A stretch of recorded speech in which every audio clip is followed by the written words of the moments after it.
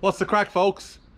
Welcome to today's vlog. I've got in a car and drove the whole, after the last vlog that I did, the live, I just loved the Orchid Gardens and I felt I needed to come up and do the place justice and do a vlog for you guys. So I've come up here, video the gardens here. I'm actually going to have a little interview with John, who's living here and whose gardens this is, and he's going to tell us all about the gardens and answer some of your questions as well.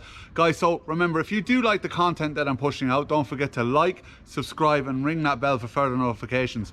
Guys, I tell you what, I'm actually under right now a tree that's 600 years old. Imagine that, 600 years old. So what do I always say, guys? Let's do this.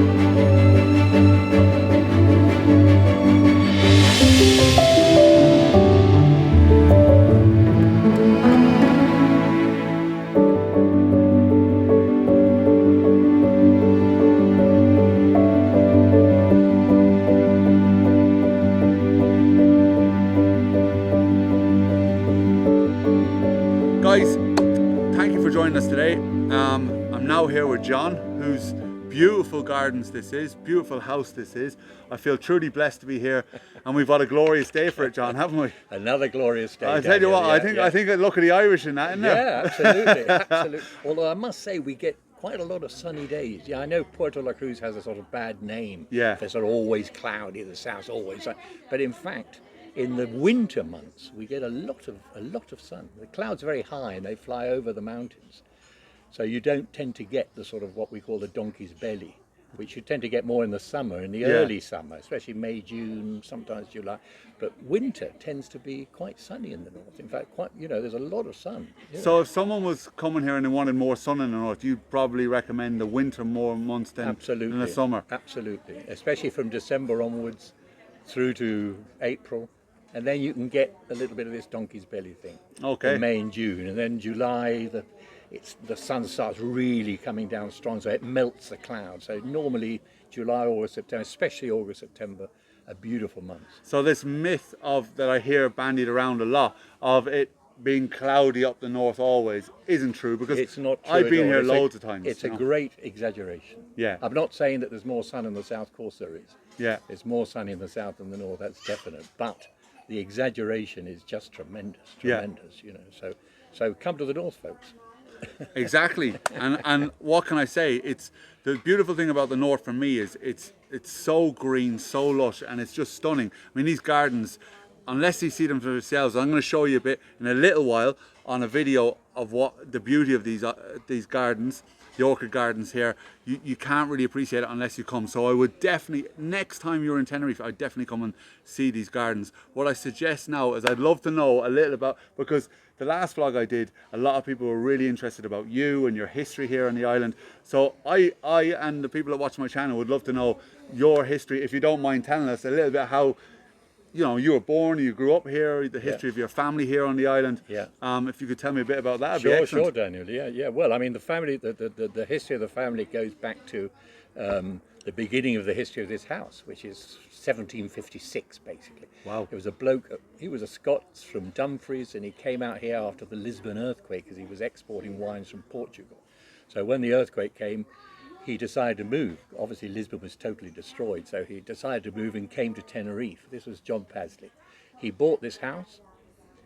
He worked on the wine export industry for a long, long time until he was starting to get old. And in 1774, he bought out his two nephews. Okay. Okay, Archibald and James Little, which is what gives the name to the house and the property, because the locals couldn't pronounce Little. Okay. Couldn't pronounce Little because in Spanish, as you probably know, you have to pronounce every letter of the word. So Little was Litre. And Litre is a tongue twister for the local people.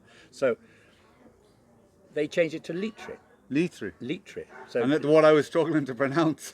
That's right. So Litre, basically, Sitio Litre basically is Mr. Little's place, because James and Archibald, they stayed here from about 1774, I think they came out, and they returned to Dumfries on the border country in about 1820. So they spent 20 or 25 years, nearly most of their life out here, exporting wines, even through the Napoleonic Wars, when England and Spain were at war. They still held on to this property. Anyhow, they were the first of the family that came out. Right. Then they sold the house to a fellow called Charles Smith. Okay. Okay, so Charles Smith took the house over, and the Smith family owned the house for 140 years.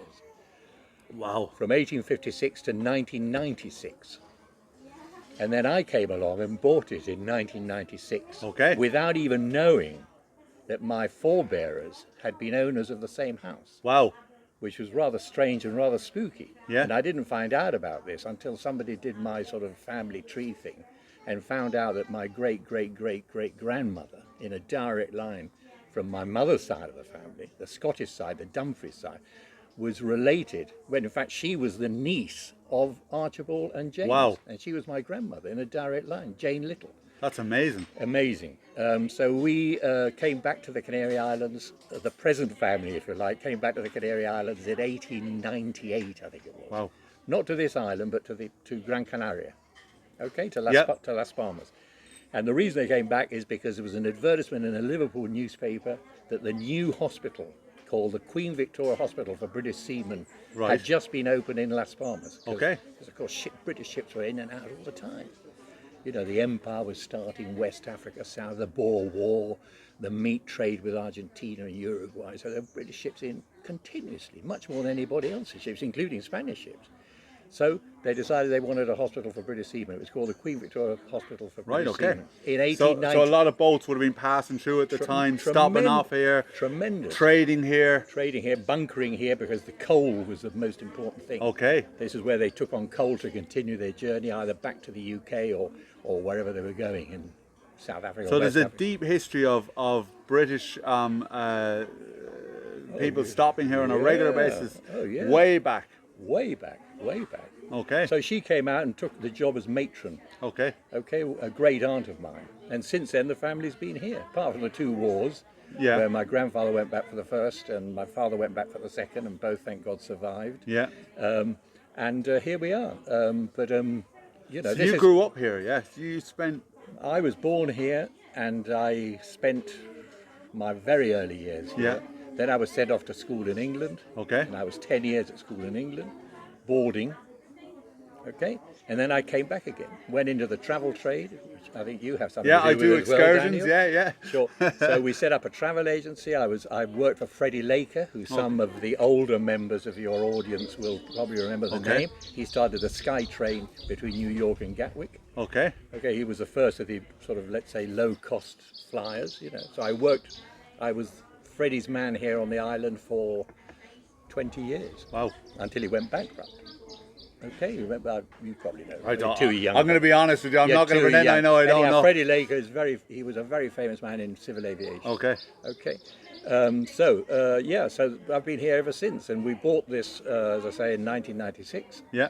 And opened the garden wasn't open to the public. We fixed the garden up and opened it to the public in 1996.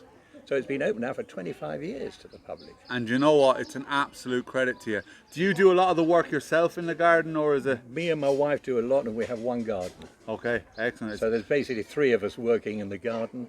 And, Yeah, you know, we're open to the public, normally morning and afternoon, but with the present situation, we're only opening in the morning. Okay. Because it just isn't enough visitors not enough people to here, warrant opening for the whole day.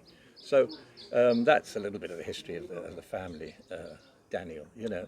Exactly. And I mean, one of the things that, like, we're sitting here as well, I wanted to say, I'm going to show you in a video here as well.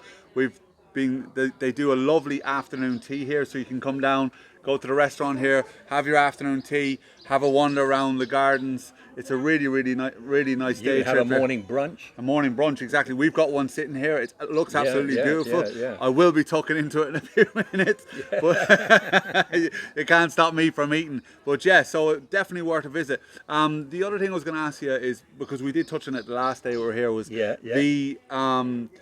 the famous people have been. I mean, Agatha Christie was one of the people. The famous people have been here in the garden. Good God. Well, I mean, nearly anybody who's been famous that's come to Tenerife in the last 250 years has come here. You know, I mean, the first bloke that we know of was 1792, who was the first British ambassador to Peking, to China. Oh, right. Of course, there was no Suez Canal, so the ships had to go around Africa to get to China.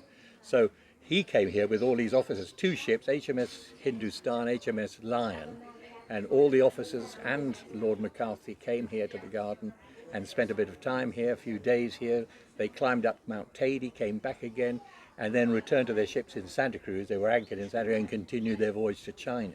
So he was the first British ambassador. That's 1792. We know about that because we got it written down.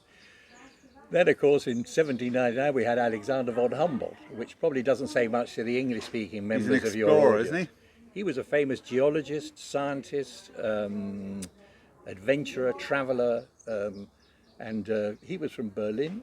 Okay. Although his mother was in fact French, so he was sort of half French, half German. We have a statue to him in the garden here. Yes, I've seen it. I'm going to show you that as well on the video as well. I mean, the Germans love it, of course, because I mean, he's really important in Germany. Because I mean, the university, the main university of Berlin, is called the Alexander von Humboldt University. Okay. It's a bit like Oxford or Cambridge. So he's really important bloke. So he was so important that the Spanish government asked the German, or the Prussian, as it was, government, to lend them Humboldt for a trip to South America, so he could sort of write down all the animals, plants, and everything that they found in the Amazon jungles and God knows where. So he went off to South America, and the ship came through Tenerife and spent a week here. Wow. So he came here to Puerto. He climbed Teide, he came down again. Probably had a shower after that, but he was invited. he was invited. I think it might have been important, wasn't it, after climbing Teide? Well, he had a party here. Archibald Little and James, his brother, invited him to a party here. Right. In Sitio, which is why we got the statue here, or the bust, I should say. It's not a full length, so it's a bust. So he came here he came here on the 23rd of June, on the evening of the 23rd of June of 1799. Why do we know it's 23rd of June? Because he writes in his diary that he came here on the eve of St. John.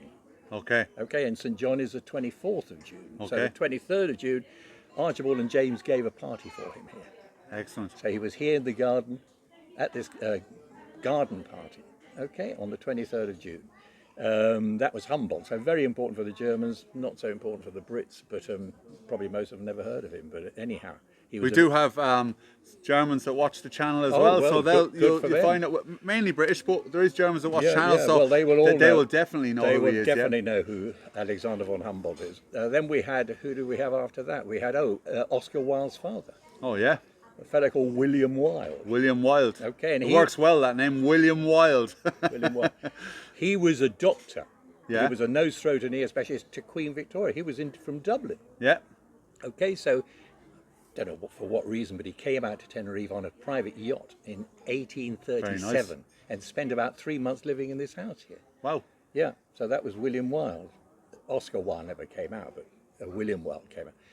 Then we had, who else did we have a few years after that? In 1856 we had Piazzi Smith. Now Piazzi Smith, probably nobody's ever heard of him unless you're very into astronomy. Okay. Because Piazzi Smith was the first bod who brought out telescopes to Tenerife. Okay, and telescopes is a huge thing here now on the island because of the... He started all this. Okay, all right. So the new owner of the house was Charles Smith. Okay. Don't get mixed up with Piazzi Smith. And Charles Smith. It was spelled Y and an E at the end, so it was Smythe. Smythe, Piazzi Smythe. He was the Astronomer Royal to Queen Victoria. Okay. And he was up in Scotland, I think in Edinburgh. And anyhow, his friend Charles Smith, who was the new owner of this house, 1856, the same year he bought it, says to his friend in Scotland, sends him a letter, says, look, come out here because we got all these high mountains, beautiful night, you see all the stars out, you love it. So he comes out with his wife, Jessica, Okay. who brings the first photographic camera ever to come to this island. Wow. Okay, so that's another historical point. So, Serious. so anyhow, along comes Charles Piazzi Smith, same name as this Charles. So there's two. I got to gets stop you mixed there. up. I'm sure when they went back with the first actual picture back to they were like, hey, we all got to go there now. Like, Yeah. He went up to Teide, spent 3 months up there, looking at the universe, this, that, and the other. He had a base in Guajara Mountain, which is the one behind the Parador. Okay, yeah. Then he left that base and went halfway up Teide and put another base there. Okay. Then he came down, spent about 10 days here in Sitio Litre with his wife Jessica, and off he went back to England, or back to Scotland, I should say, because he was in Edinburgh. And so that was Piazzi Smith. Very important. Why is he very important? Because today we have probably one of the 3 most important astronomical stations in the world in La Palma. But it used to be here. Oh, I didn't know they'd sweat.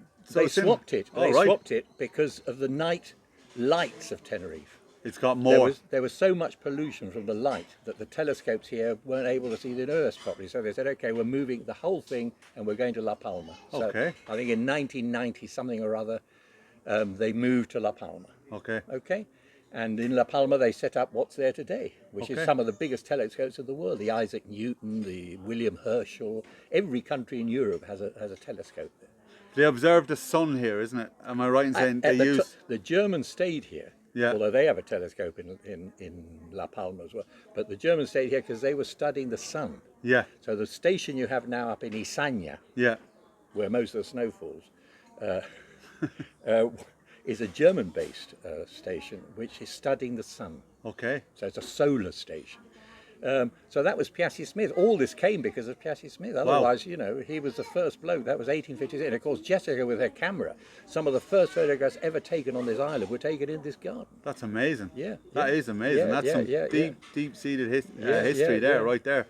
And Agatha Christie. Agatha came out in 1927 with her daughter, who was called Rosalind. Okay. And her secretary, who was called Carlo. Carlo. Although she was a girl. Carlo, I think she's probably Caroline. Yeah. But everybody called her Carlo.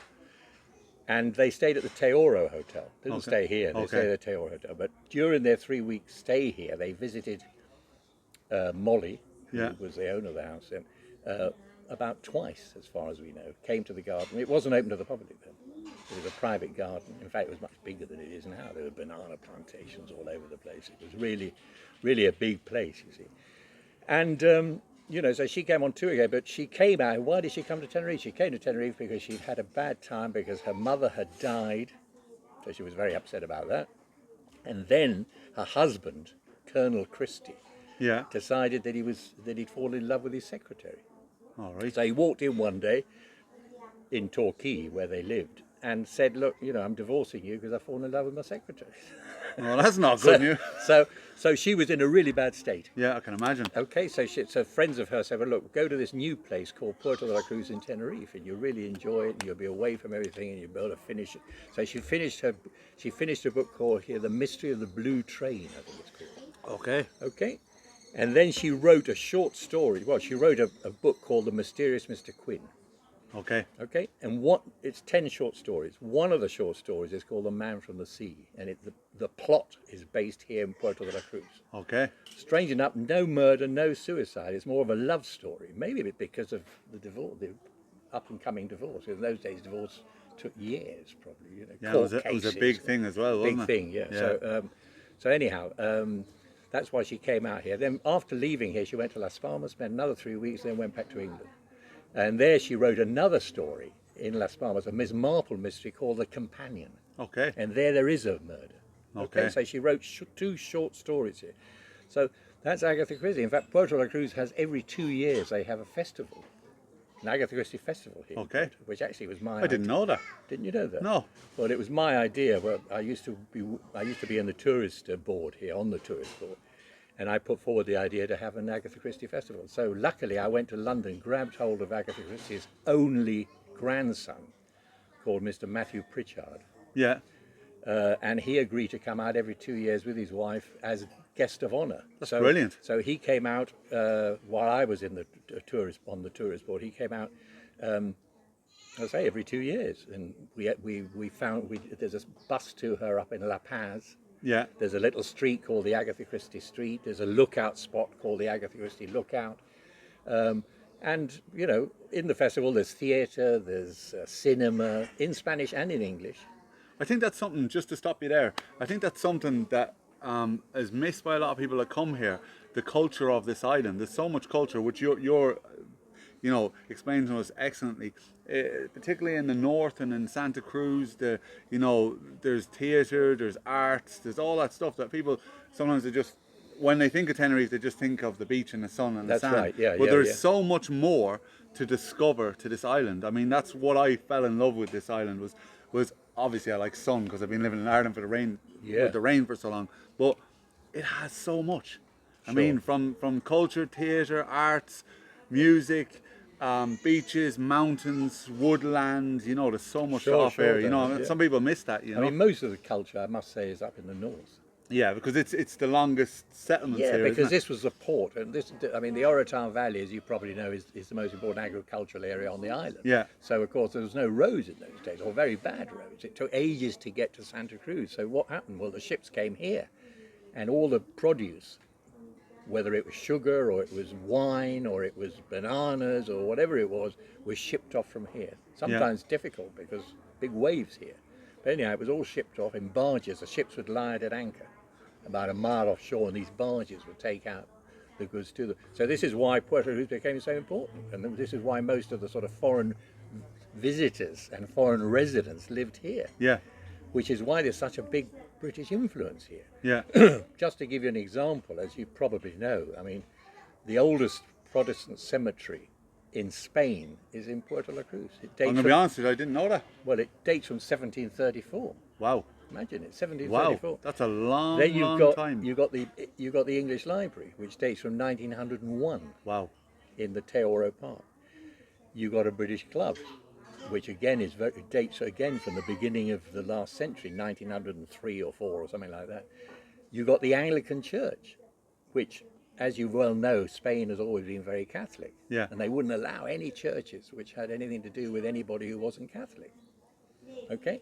But because of the enormous British influence here in Puerto La Cruz, in 1890, they agreed to allow the Anglican people here, who are mainly the Brits, of course, to open their own church. So the church, the All Saints, which is up in the Teoro Park, is the first non-Catholic church to be built in the whole of Spain, not in the Canary Islands. In the whole of Spain? Whole of Spain. Wow. Because, I mean, the bishops and the archbishops, they didn't like that at all. The Protestants were going to have a church in Spain, where 99.9% of the population was Catholic. I'd say that was controversial. It was allowed because of the British influence here. Yeah. Okay, so that was, so you've got all these bits and pieces, the cemetery, the club, the library, the church, all these bits and pieces in Puerto, which still function, you know, which date way back, you know, so there's very strong British influence here in Puerto Rico. And most of it is over this side, exactly. Yeah. So I I don't want to take too much of your time, so I'm going to ask you. No, you go ahead. There's Daniel, 2 more things I want to do. I want to ask you a question for myself, and then I've got a load of questions from the people that watch the channel. They've sent questions today. So I'm going to start with my one, because obviously we're talking about the gardens and important for people to come and see and check out these gardens. Yeah. So if you were to choose, I know this might be a tough question to ask you, the top 3 things that you like the most about this garden. I know you love the whole garden, there's lots of parts, but if you were to say that the 3 things that you like the most about the garden, what would those 3 things be? Well, I'm a bit of a historian, so I mean, I'm not a botanist, I'm a travel agent really. So I mean the most important thing for me is the history of the garden and the property, the garden, the house. But I would say the 2 most important botanical aspects of the garden are the orchid collection, because we've got nearly 200 orchids always in flower. Wow. We change them. When they start drooping and dying off, we bring in new fresh ones. So the orchid walk, which is just here behind us, that is always fresh orchids. So we have about 200 orchids, the biggest orchid collection on the island. And so that's really the big attraction. That's why we call ourselves the Orchid Garden. Yeah. And the other one is what we've got behind here, which is the dragon tree. The dragon, yeah, absolutely. 600 years old. 600 years old, Absolutely Daniel. Yeah, how about beautiful that tree. then? Yeah. Exactly. So, I mean, it was here before the Spanish arrived here, before the Spanish conquest. No, it was probably a little tiny tree, but there it is now, 600 years old. It's the oldest dragon tree in Puerto La Cruz. Don't get mixed up. It's not the oldest dragon tree on the island. That's at Ecod. And there's others that are older than this. Another in La Laguna, in fact, in Orotava, I think there's one. In Los Ralejos, there's another one. But it's amongst probably the dozen oldest dragon trees on the island. And in this little municipality of Puerto, which is tiny, it's about the size of Monte Carlo. Yeah. It's the oldest. That's right behind you here. Okay. Well, I'd say if that tree could talk to us, it'd tell us a lot of history. God telling me. Can you imagine the amount of stuff that tree has seen? Well, Humboldt mentions it. Yeah, well, you know, I mean, Marianne North, yeah, the Kew Garden lady that came here. I forgot to tell you about her, but maybe I'm telling you too much. People are getting mixed up. But in 1875, we had this lady called Marianne North. Those people who know about botany and about, she painted 832 paintings all over the world in the 1850s, 60s, 70s. And she went to Japan, to New Zealand, to India twice, to the Seychelles. She was in Borneo, in Sumatra. She was in South Africa, Brazil, Chile. She went all over the place. And she came here to Tenerife. She lived in this house for 2 months. Sorry, 2 months, in 1875. And she painted 27 paintings in Tenerife, of which 7 of them were painted in the garden. One of them, of course, was the dragon tree. Where are all these paintings? Well, very simple. They're in what is known as the Marianne North House in the middle of Kew Garden in London. Okay. So we have a very strong relationship with Kew, the Royal Botanical Gardens of Kew. We have a very strong relationship because of Marianne North. We have a statue. Again, it's not a statue, it's a bust to Marianne North to remember her stay here in 1875. So if you want to see all the originals, go to Kew in London. Check out Kew in London, guys, and have a look at that art. So that's and the Marianne connection North. between here and there. And here and there. Yeah, it's amazing. Absolutely. And of course, we have copies. Of all the paintings she painted in the garden, dotted around the garden, so people can see basically what she painted. Well, I'll show you guys that in a few minutes. Yeah. I'll do a little video so you get to see those paintings. That's that's basically it, sort of thing. Well, thanks very much, John. What I'm going to do now is I'm going to you're going to ask me some questions. So we're going to be back in a minute with the questions from you guys. So see you in a second. Okay, off we go, Daniel. John, thanks again. Not at all. I hope I can answer many of these questions. Hopefully there's not too... Guys, I hope you didn't ask too tricky questions. I put a post on earlier on today asking people if they had any questions for you, because a lot of people warmed to you. They really enjoyed your storytelling. And so I have the questions here. Some of them, I haven't read through them, so we're going to just do it off the cuff. Off we go then. Guys, so I hope you've been kind. Some nice questions. So we're going to start with Julie Standings. Thanks very much for the question. What's John's favourite time of the year on the island? Well, Julie, I think the favourite time of the year really is winter. Yeah. I enjoy, especially this time, January, February, March. So that's really, the weather normally is fantastic here in the north, well, throughout the island. Yeah. And it can snow up in the mountains, so you get Tady covered in snow. It's beautiful, that view, isn't it? You've got the poinsettias out, the Christmas flowers out, growing all over the island. So, yeah, I would say it's winter more than summer. Yeah, and although summer never gets really very, very hot. It's never over hot. And earlier in the vlog, if you as you said, around this time of the year is better weather-wise in Puerto de la Cruz, anyways. Well, it is exactly. We get a lot of sun in the winter months here. A lot of sun because the clouds fly higher. Yeah. The sun sort of presses the cloud down in the summer, but in the winter, the sun is weaker. Yeah. So the clouds are higher, and they get over Mount Tady and get over the ridge we got behind us here, which remember is 7,000 feet high. Yeah. That's twice the height of Britain. Wow. I mean, Ben Nevis is 4,000. I mean, the mountains behind it here are not quite 8, but they're 7. Yeah. Tady, of course, is 3 times the height of Britain. I mean, this island is 3 times the altitude of the British Isles. Wow, that's serious. A lot of people don't realise that. Yeah, I knew it was high. I knew it was the highest mountain. It's like putting Ben Nevis on the first Ben Nevis, and then another third Ben Nevis on top of that, and then you've got the height of Tady. So, guys, that'll let you know it's definitely worth going up the top of the Tady and have a look down. So thank you very much for that answer, Julie Standing. Thanks for the question. Vincent Flanagan has quite a long question here. So Vincent Flanagan says, can you ask him where he thinks Tenerife will be in 10 or 20 years? Will the economic focus remain on tourism, or does he think the economy diversify? You'd imagine, being a historian, he might recognise trends developing unlike the average book in the street. Cleo from the English Time, a Decade podcast, mentioned something about Bill Clinton had an idea for business to set up in the Canary Islands as a link between US, Europe and the emerging economies in Africa. Sounded like a great idea if it got going. Many thanks. Keep it country. Keep it country. Yeah, well, I think in 20 years' time, tourism will still be the most important industry on the island, without a doubt. But yeah, I mean, Africa is starting to move. And, you know, obviously we're very near West Africa. And things are starting to move in Africa. Up till now, there hasn't really been all that much contact between the Canaries and Africa. Because, of course, most of the African coast alongside us here is French-speaking. And a bit further down, English-speaking. But there's no real Spanish-speaking. That's probably not the problem, but you know, the problem has been the instability of the African countries in the past. But things are getting very stable, and luckily we've got probably the two most stable countries in Africa, which are our neighbours. One is Morocco, which is probably the most stable North African country of all. It didn't have any problems with the Arab Spring or anything like that. And it's doing very well. And then as far as Black Africa is concerned, we've probably got the most advanced, at least of the old French-speaking part of Africa, which is Senegal. Senegal is a democracy. It's one of the few African countries, especially of the ex-French colonies, which has never had a revolution, never had a civil war. Presidents have changed from one to the now without any hassle at all. And so it's a very stable country, Senegal. So we're lucky to have Senegal and Morocco as two of our closest neighbours. So yes, you know, there is business to do in Africa, and this is a tremendously important sort of geographical position to, as Bill Clinton said. So, so it could be a mix of both.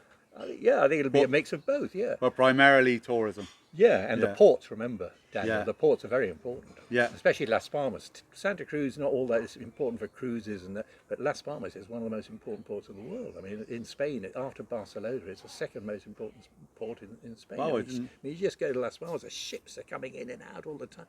Not cruise ships as well, but cargo ships, all sorts of ships, you know. So it's really important sort of spot, you know. Well, there you go. Thanks a million for that question. Let's see, we have some more questions here.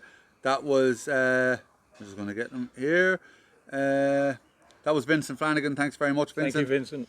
Dun Truckin'. Hi, just thought of another one. Would you ask John, did he ever want to live anywhere else? Thanks again.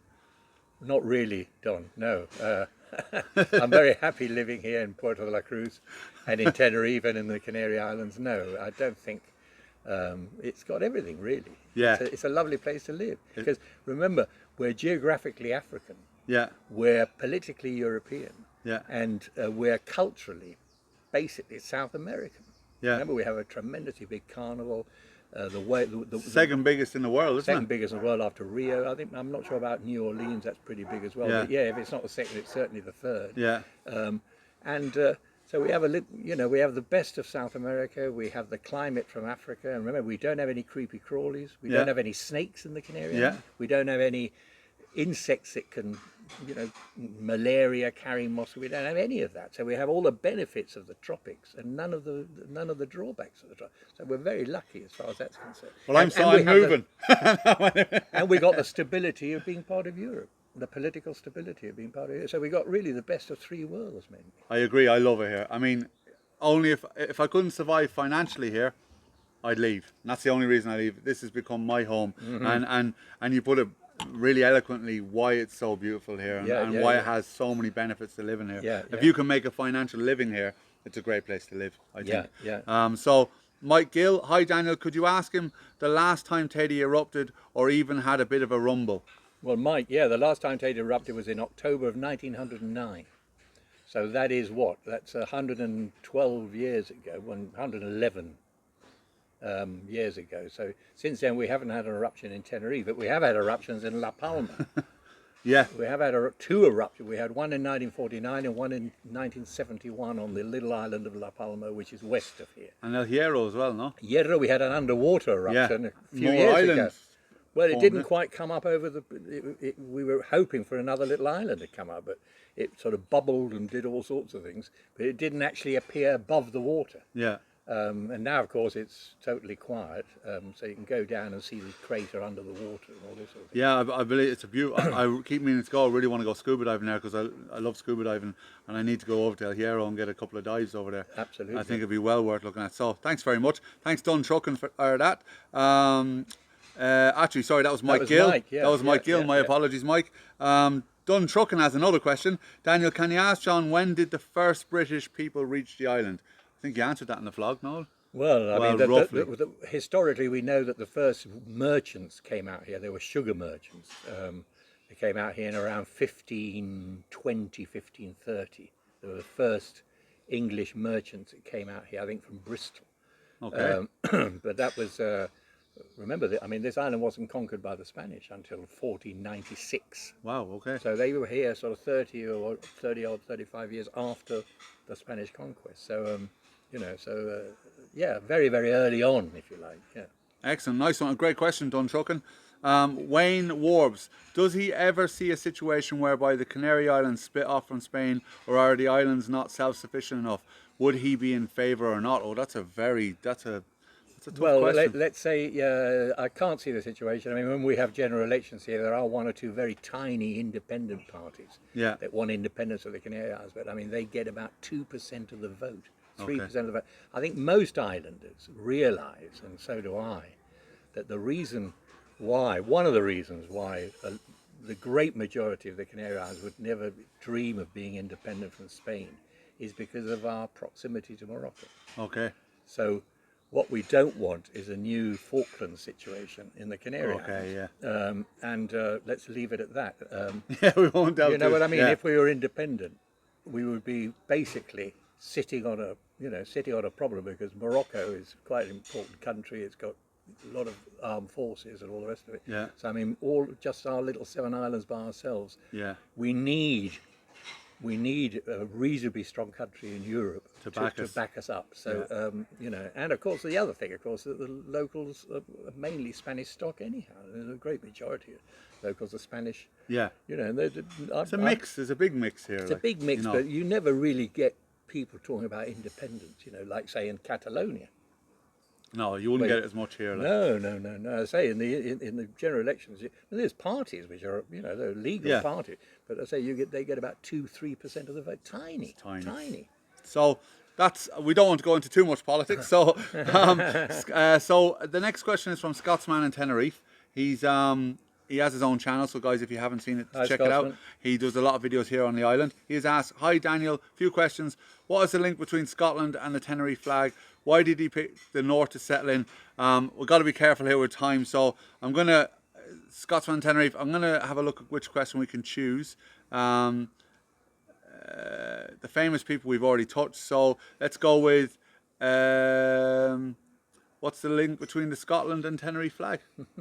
Well, we don't honestly know. I mean, the cross at the St Andrew's cross, there may have been a link. In fact, I even think sometimes, although I haven't never got into it, that maybe it was the Little family, because they own their own ships, the Littles. Yeah. They had their own sailing ships that took the wine up and down to England and Edinburgh and all the rest of it. So they would have flown the St Andrew's cross, although when they were here, Scotland was part of the UK. Yeah. From the Act of Union, I think it was 1706. So they were well part of the United Kingdom, but they could have flown on their high mast the St Andrew's cross, and this could have been one of the reasons why the locals took it on as their flag. That is just my idea, but nobody seems to know why St Andrew's cross is the flag of Tenerife and the flag of Scotland. Okay, so that's a possible reason. It's a possible reason. There you go. Thanks, Scotsman Tenerife, for that. So I'm going to give one last question, because obviously time is precious. Denise Pearson. Puerto was a garrison with the cannon and fortress. Who defended the island and fought over the islands? So who defended the islands and who fought over the islands? The worst attacks on the Canary Islands, the most bloody attacks, and the most were made by the Dutch and the French. But the most famous attacks were made by the Brits. And of course the first one was Jennings in 1706. He was sort of sent off by a few cannonballs. It wasn't a very serious attack. Well, it wasn't the first one, it was the second one. The first one was Admiral Blake in Oliver Cromwell's time. He attacked the island in 1648 or something like that. And he, in fact, won his battle because he sank a whole lot of Spanish ships that were at anchor in Santa Cruz. But he was wounded and died before he got back to England. So that was Robert Blake, who wasn't, in fact, an admiral. He was a general, a land army general. But Oliver Cromwell put him on the ships and said, "Off you go to Tenerife. You know, grab hold of the Spanish fleet. It's just come from America, full of gold and silver and God knows what." He didn't get any of that silver. He didn't put a foot on the island of Tenerife. So the locals take it as a victory. Yeah. But it wasn't really. It was like a stalemate, if you like. And then, of course, you got the big battle, which was Nelson. Yeah. In 1797, the 25th of July of 1797, where Nelson was defeated, and Captain Hood and Captain Troubridge had to sign the surrender of the British who had come ashore to take over Santa Cruz. But it turned out to be a very friendly surrender, because so friendly that the governor of Tenerife sent Nelson on to HMS Theseus, which was the flagship, which was lying off, like all the fleet was lying off. There was about 11 ships which were lying off. It was a total disaster. The landings were a total disaster.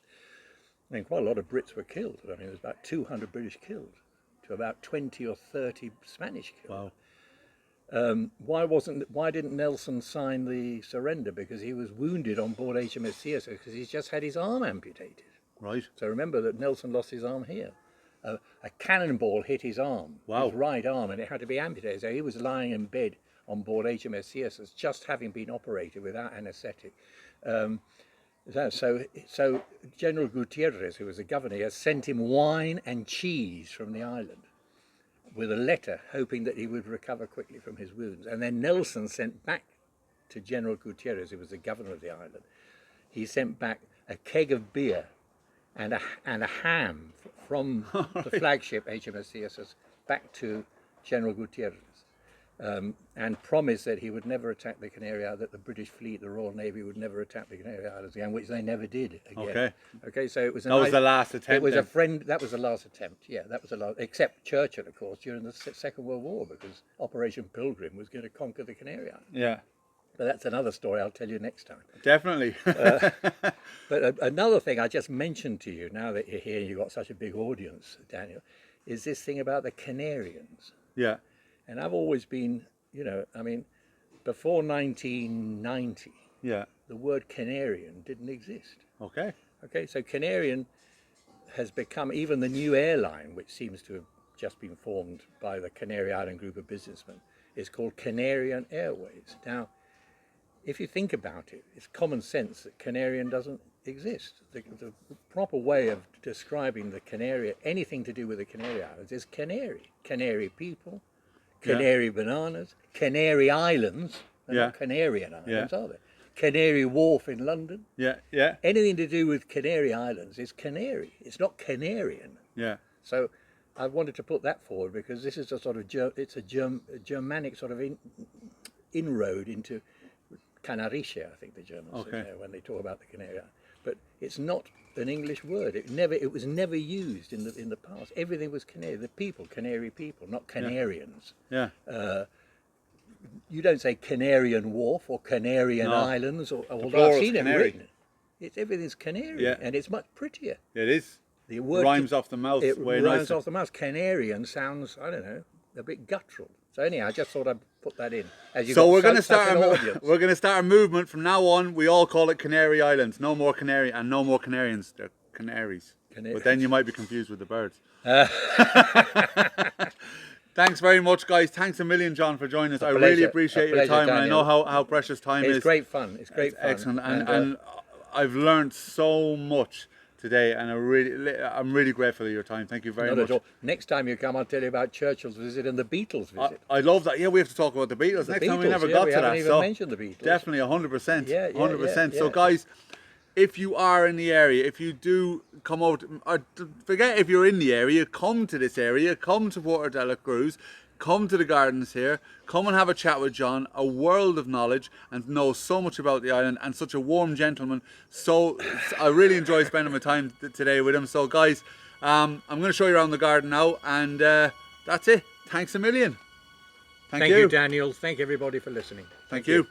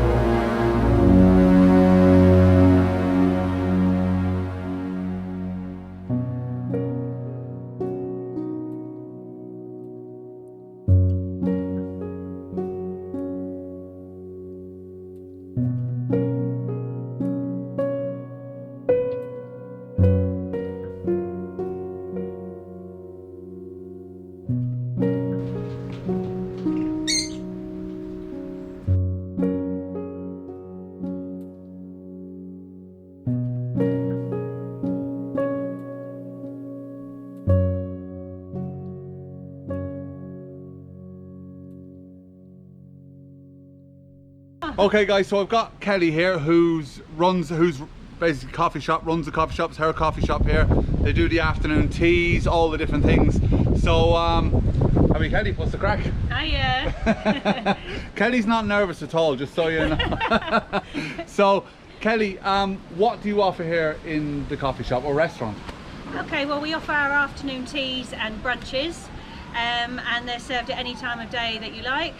And they consist of like the afternoon tea towers, and you have a selection of tea sandwiches, a selection of pastries, cakes, and of course our homemade fruit scones served with jam and cream. You get a glass of cava and a choice of tea or coffee. Excellent. And you can find the links in the description. What days are you open and what times? We are open at the moment from Wednesday to Sunday, from 10:30 through to 2 o'clock in the afternoon. Excellent. Is there anything else you want to tell me about it?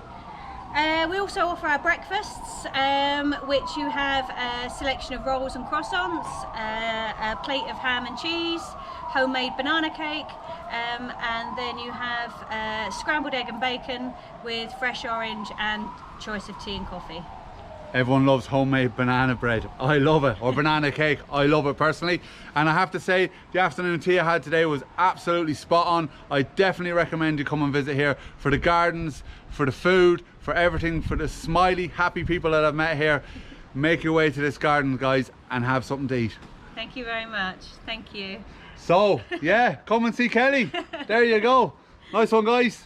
Thanks a million, guys, for joining me on this vlog. I have to say, I really enjoyed the gardens here. They're absolutely beautiful. So many colors. Smells are beautiful of the flowers. Had a lovely afternoon tea. Lovely selection. And guys, if you do want to come and visit these gardens, I'm going to drop the link in the description below. Come and check it out. It's a definite must here on the island. There's actually a storm coming in now. You can hear the wind brewing up here. I've had a lovely day. Guys, if you do like the content I'm putting out, don't forget to like, subscribe, and ring that bell for further notifications. And guys, I'll see you on the next one. And remember, keep it country, and if you get it, take it twice.